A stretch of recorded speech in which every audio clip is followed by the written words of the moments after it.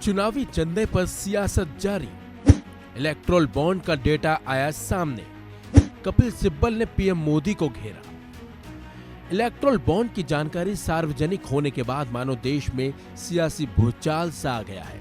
और तो और लोकसभा चुनाव से पहले इलेक्ट्रोल बॉन्ड का डेटा सामने आने के बाद विपक्ष ने केंद्र की मोदी सरकार को घेर लिया है। इसके अलावा मोदी सरकार पर कई तरह के गंभीर आरोप भी लगाए जा रहे हैं।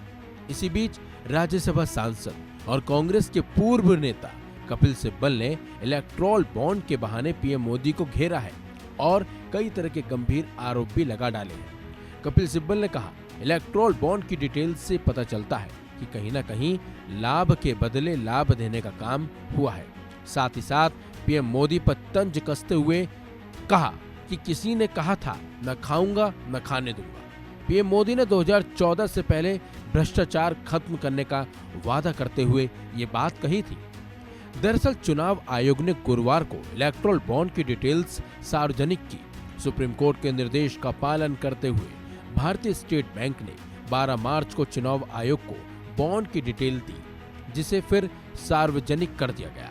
इसके सामने आते ही विपक्ष ने बयानबाजी शुरू कर दी और कहा कि डिटेल्स से पता चलता है कि सबसे ज्यादा चुनावी चंदा बीजेपी को मिला है। वहीं सोशल मीडिया पर भी इलेक्ट्रोल बॉन्ड के स्क्रीनशॉट शेयर किए जाने लगे। इसी को लेकर सुप्रीम कोर्ट के वरिष्ठ वकील कपिल सिब्बल ने ट्वीट कर कहा, इलेक्ट्रोल बॉन्ड के दानदाता लाभ के बदले लाभ स्पष्ट रूप से दिख रहा है। साथ ही साथ सिब्बल ने पीएम मोदी का नाम नहीं लिए बगैर कहा, एक क्विज है, किसने कहा था न खाऊंगा न खाने दूंगा। इससे पहले उन्होंने एसबीआई की तरफ से इलेक्ट्रोल बॉन्ड की डिटेल्स जारी करने को लेकर सुप्रीम कोर्ट से मांगे गए एक्सटेंशन पर भी टिप्पणी की थी।